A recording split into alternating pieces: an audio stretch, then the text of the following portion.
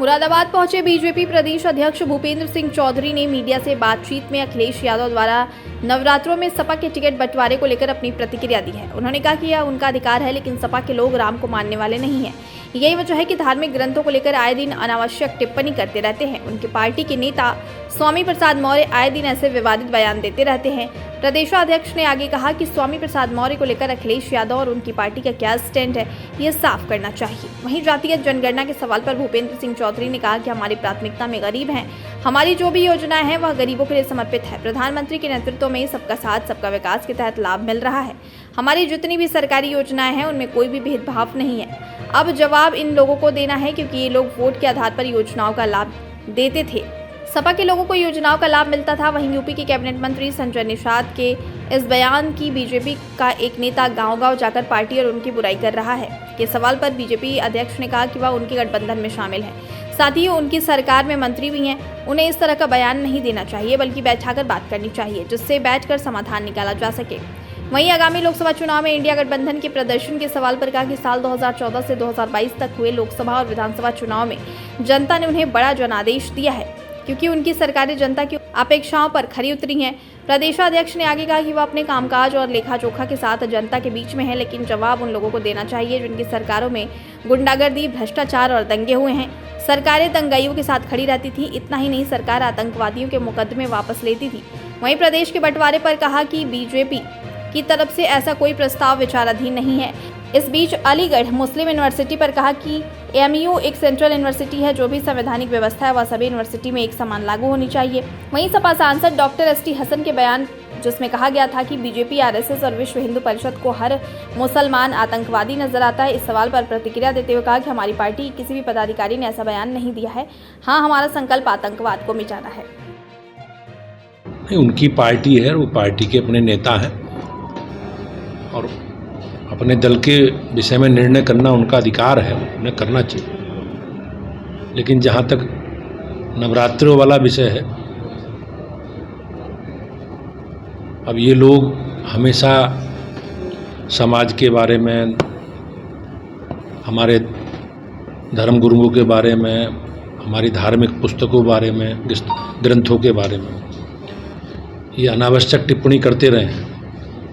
और ये भगवान राम को का अस्तित्व ना मानने वाले लोग, स्वामी प्रसाद मौर्य अलग अलग विषयों पर, हमारे धार्मिक ग्रंथों पर, हमारी आस्थाओं पर चोट करते रहे हैं। तो ये लोग भी समाजवादी पार्टी में बड़े पदाधिकारी हैं। तो इन सारे विषयों पर जनता को भ्रमित करने का प्रयास समाजवादी पार्टी करती है।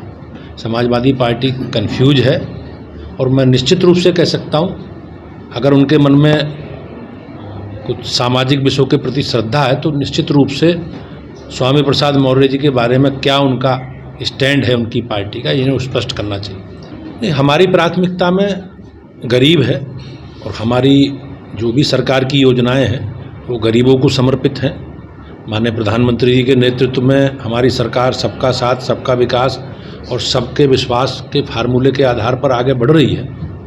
अब जवाब इन लोगों ने देना है कि जिस प्रकार से इनकी सरकारों के समय जो भी योजनाएं थी उसमें ये वोट बैंक के आधार पर भेदभाव करते थे। समाजवादी पार्टी के समर्थकों को सरकारी योजनाओं का लाभ मिलता था। हमारी जितनी भी सरकार की योजनाएं हैं उसमें कोई भी भेदभाव नहीं है। हम सबको साथ लेकर चल रहे हैं और सबके विकास के लिए माननीय प्रधानमंत्री जी और हमारी सरकार, राज्य सरकार योगी जी के नेतृत्व में संकल्पित है। चाहे 80 करोड़ लोगों को राशन, निःशुल्क राशन देने वाला विषय हो, चाहे प्रधानमंत्री आवास योजना के तहत आवास हो, स्वच्छ भारत मिशन के काम हो, या जितने भी काम हैं हमारी सरकार की लाभार्थी परक योजना है, उसमें कोई भेदभाव नहीं है। हमारी प्राथमिकता में गरीब है और हमारा जो मूल में अंत्योदय है उसके आधार पर हम लोग आगे बढ़ रहे हैं। और इसका खामियाजा 2024 में भुगतना पड़ेगा। मुझे उन्हें जानकारी नहीं है, लेकिन ऐसा भारतीय जनता पार्टी का कोई नेता उनके बारे में कुछ टिप्पणी कर रहा हो, ऐसा मुझे जानकारी नहीं है। वो हमारे गठबंधन का हिस्सा हैं, सरकार में मंत्री हैं और उन्हें इस प्रकार का बयान देने के बजाय हम लोगों से बातचीत करनी चाहिए थी। और मैं निश्चित रूप से उन्हें आश्वस्त करता हूं, अगर इस तरह की कोई बात है तो उसका बातचीत करके समाधान करेंगे। 2024 का चुनाव नज़दीक है सर, किस तरह से देखते हैं इंडिया गठबंधन कितनी बड़ी चुनौती रह सकता है? प्रदेश की जनता ने 14, 17, 19, 22 4 चुनावों में भारतीय जनता पार्टी को मोदी जी के नेतृत्व में बड़ा जनादेश दिया है। और हमारी सरकारों ने भी, चाहे राज्य सरकार हो चाहे केंद्र की सरकार हो, हमारी राज्य सरकारों ने जनता की अपेक्षा के अनुसार काम किया है। हमारे जो संकल्प पत्रों में विषय हैं, जो हमारे घोषणा पत्रों में हैं, जो हमारे विषय हैं, उन्हें हमारी सरकारों ने पूरा किया है। और बीजेपी का एक कार्यकर्ता अपने कार्यक्रम और अभियानों के माध्यम से हम लगातार अपना कामकाज का रिपोर्ट कार्ड, अपने काम का लेखा जोखा लेकर जनता के बीच में है। जवाब उन लोगों को देना चाहिए जिनकी सरकारों के समय अराजकता, गुंडागर्दी, बेईमानी, भ्रष्टाचार और पूरा प्रदेश दंगाइयों के हवाले था और सरकारें दंगाइयों के साथ खड़ी रहती थी। सरकार आतंकवादियों के मुकदमे वापस करती थी। अब जवाब उन लोगों को देना चाहिए। हमारे पास तो जो हमने कहा हमारी सरकारों ने, हमने पूरा किया मोदी जी, योगी जी के नेतृत्व में, और लगातार हम जनता के बीच में। सर, जैसे चुनाव नज़दीक आ रहे हैं, एक भाजपा की तरफ से भी कुछ दो नेताओं के बीच में इस मामले में जो संघर्ष देखा गया कि यूपी के जो है वो हिस्से बांटे करने की फिर से बात हुई। सेंट्रल यूनिवर्सिटी है अलीगढ़ मुस्लिम विश्वविद्यालय, और जो भी संवैधानिक प्रावधान है, व्यवस्था है, देश में सभी विश्वविद्यालयों में एक समान लागू होना चाहिए। ये हमारा विषय है, हम लोग इस विषय को कहते रहें। लेकिन जहाँ तक एएमयू का प्रतिष्ठित संस्थान है वो, लेकिन बीच बीच में कुछ गतिविधि इस प्रकार की होती रही हैं वहाँ, जो हमेशा एएमयू की गतिविधि को लेकर, भूमिका को लेकर प्रश्न खड़े करते रही है।